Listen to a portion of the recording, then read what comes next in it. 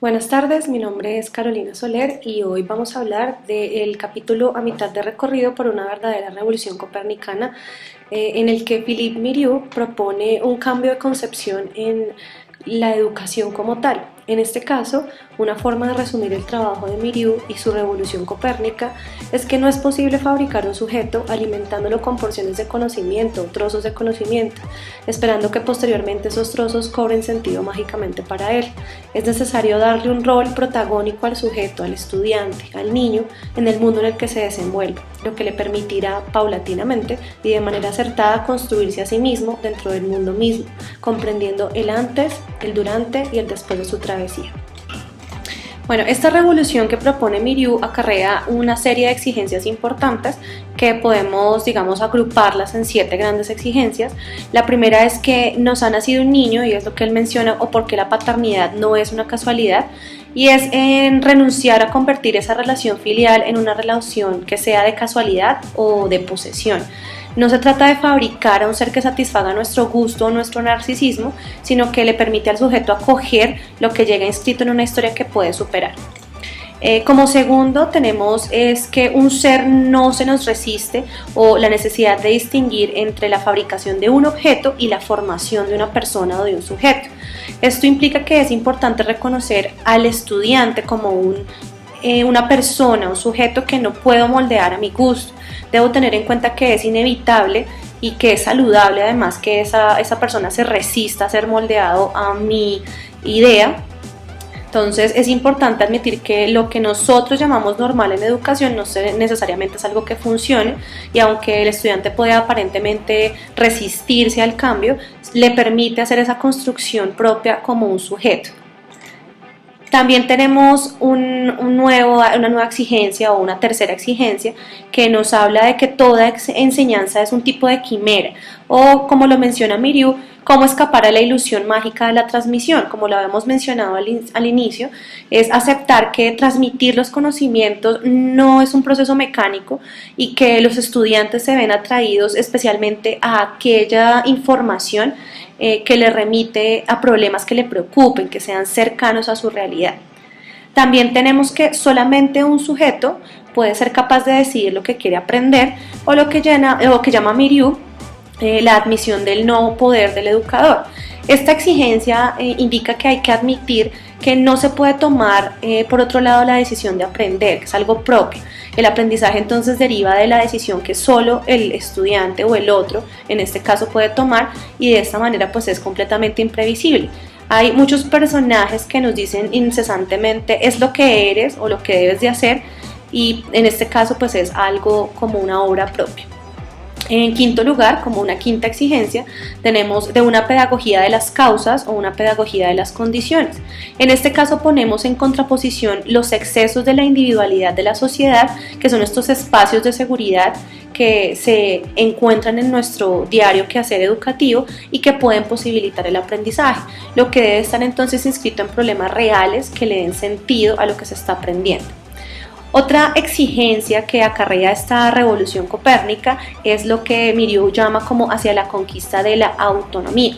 Esta sexta exigencia nos habla de inscribir o instaurar que el centro de toda la educación o de una institución educativa tiene que estar basado en la autonomía del sujeto que aprende. Esto se puede ir adquiriendo de una forma paulatina en el curso de lo que el estudiante va recorriendo en su formación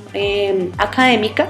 y nunca puede ser un proceso que se acaba de forma definitiva. Es algo que se va a seguir formando y se va a seguir construyendo con el pasar del tiempo. La última exigencia que nos plantea Mirieu en su apartado habla sobre el sujeto en la educación y por qué la pedagogía es castigada siempre en el seno de las ciencias humanas, como esta carga que lleva la educación dentro de las demás ciencias. Entonces es importante en este caso asumir que la pedagogía es ligera, y que el hombre generalmente no admite el poder sobre el otro individuo, y que todo encuentro educativo es muy singular, es muy particular y depende de la interacción. Entonces el pedagogo actúa, o el educador actúa sobre las condiciones que le permiten al estudiante actuar por sí mismo, y no se puede construir un sistema cerrado que circunscriba la actividad dentro de un campo solamente teórico de certidumbres científicas como lo trabajan en otras ciencias como las ciencias sociales o las ciencias naturales. La pedagogía es un proyecto en sí mismo y se está construyendo todo el tiempo sobre sí mismo, sobre los quehaceres que observa, sobre las variables que verifica, y es entonces una perspectiva que abre muchos espacios a conocer qué es lo que está sucediendo dentro del proceso educativo.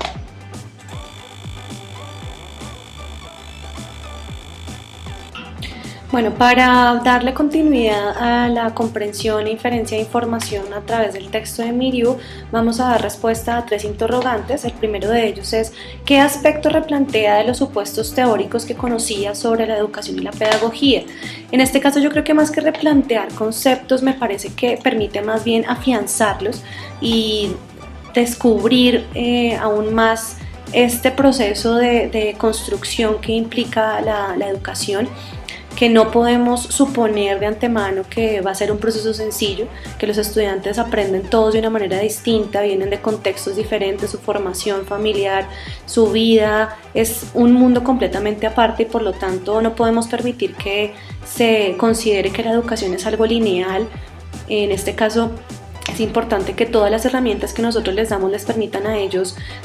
afianzar la información que están recibiendo, y en este caso, vuelvo y repito, más que replantear conceptos pedagógicos, creo que permite afianzar aquellos que ya hemos venido aprendiendo a lo largo de este curso.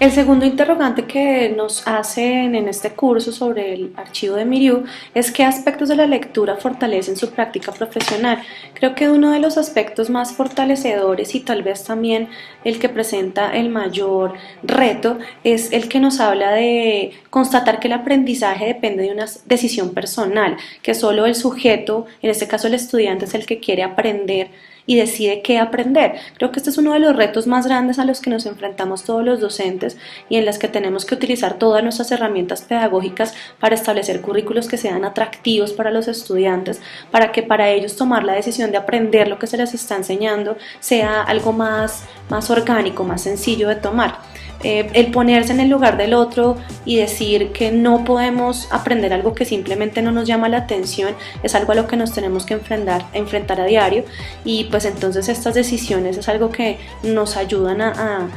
fortalecer este proceso pedagógico que estamos trabajando diariamente.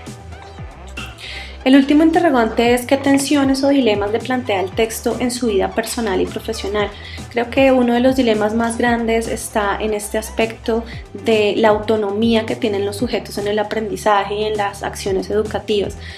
Estamos suscritos a un sistema educativo muy tradicional, en la que es muy difícil pasar de un paradigma al otro, en el que a los estudiantes y a los docentes nos cuesta dar un poco más o soltar un poco más la educación en las manos de los propios estudiantes. Tenemos que cambiar esta mentalidad, permitir que los estudiantes se apropien de los saberes y comiencen a hacer su propia educación, y en este caso creo que eso es lo que supedita una de las mayores dificultades para nosotros,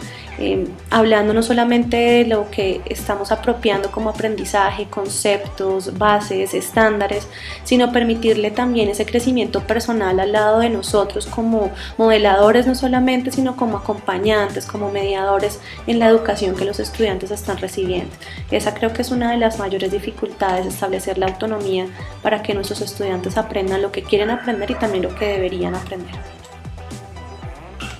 El segundo interrogante que nos hacen en este curso sobre el archivo de Miriu es: ¿qué aspectos de la lectura fortalecen su práctica profesional? Creo que uno de los aspectos más fortalecedores, y tal vez también el que presenta el mayor reto, es el que nos habla de constatar que el aprendizaje depende de una decisión personal, que solo el sujeto, en este caso el estudiante, es el que quiere aprender y decide qué aprender. Creo que este es uno de los retos más grandes a los que nos enfrentamos todos los docentes, y en las que tenemos que utilizar todas nuestras herramientas pedagógicas para establecer currículos que sean atractivos para los estudiantes, para que para ellos tomar la decisión de aprender lo que se les está enseñando sea algo más orgánico, más sencillo de tomar. El ponerse en el lugar del otro y decir que no podemos aprender algo que simplemente no nos llama la atención es algo a lo que nos tenemos que enfrentar a diario, y pues entonces estas decisiones es algo que nos ayudan a